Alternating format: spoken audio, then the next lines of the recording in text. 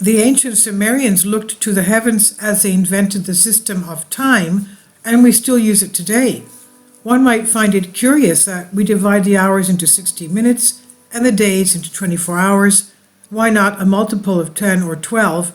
Put quite simply, the answer is because the inventors of time did not operate on a decimal-based 10 or a duodecimal-based 12 system, but a hexadecimal-based 60 system. For the ancient Sumerian innovators who first divided the movements of the heavens into countable intervals, 60 was the perfect number for them. One might find it curious that we divide the hours into 60 minutes. The useful number 60, the number 60 can be divided by 1, 2, 3, 4, 5, 6, 10, 12, 15, 20, and 30 equal parts. Moreover, ancient astronomers believed that there were 360 days in a year, a number which 60 fits neatly into 6 times. The Sumerian Empire did not last. However, for more than 5,000 years, the world has remained committed to their delineation of time. The passage of time. Many ancient civilizations had a rough approximation of the passage of time. Obviously, a day began when the sun rose, and night began when the sun set. Somewhat less obvious was the passage of weeks, months, and years. However, these two had been approximated by ancient peoples. A month was the length of time of one complete lunar cycle, whereas a week was the length of time for one phase of the lunar cycle. A year could be estimated based on the changing seasons and relative position of the sun. Once the zenith of the sun was determined, scholars could count on the number of sunrises and sunsets that passed until it reached its zenith again. In this manner, the ancient Egyptians, the Mayans, the Babylonians, among others, determined that the year had 360 days. Yet it was the Sumerian astronomers and mathematicians who first systematically divided the passage of time, and their work was widely accepted and spread throughout Eurasia. The decimal system was not the first system for counting. The decimal system is today the most widely used numerical base. It's a readily available system of counting, given that humans have 10 fingers on which to count. As such, there are several claimants to the invention of the decimal system, notably the Greeks about 300 BC, the Chinese 100 BC, and the Indians about 100 AD.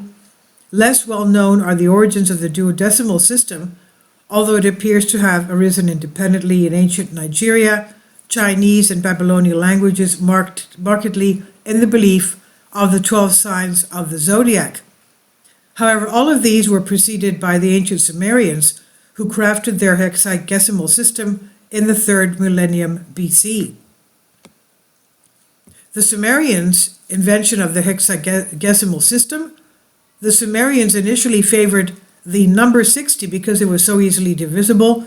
Not only were there few remainders when working with the number 60 and its multiples, the remainders that did appear did not have repeated decimals.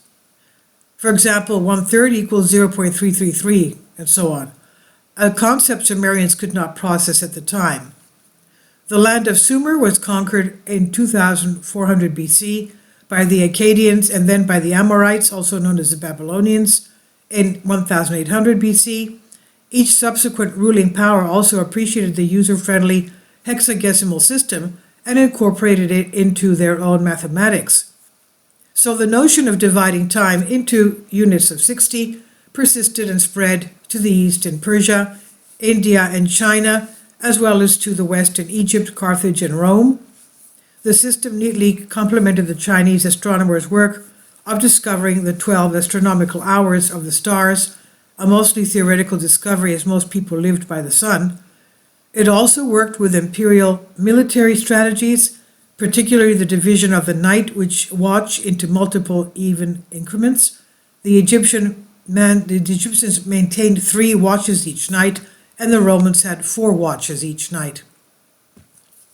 With Greek and Islamic innovations in geometry, it was discovered that 360 was not only the length of time of the Earth's ideal orbit, but also the perfect measurement of a circle. The hexadecimal system thus began to solidify its place in history by becoming essential for mathematics and navigation, the Earth being divided into degrees of longitude and latitude. Finally, with the invention of the timepiece in the 14th century, the circular clock face was divided into neat hexagesimal quadrants that gave each minute 60 seconds. And this was from Ancient Origins. It's here on Creative Commons on Collective Spark by Carrie Sullivan. Please leave your comments and thank you for your support. Kindly support my Patreon account. The daily posts are 5 videos daily and they are totally different from what I have on my YouTube channel. Thank you so much for your support and that you find all my content so interesting. You'll find the Patreon account details in the description box.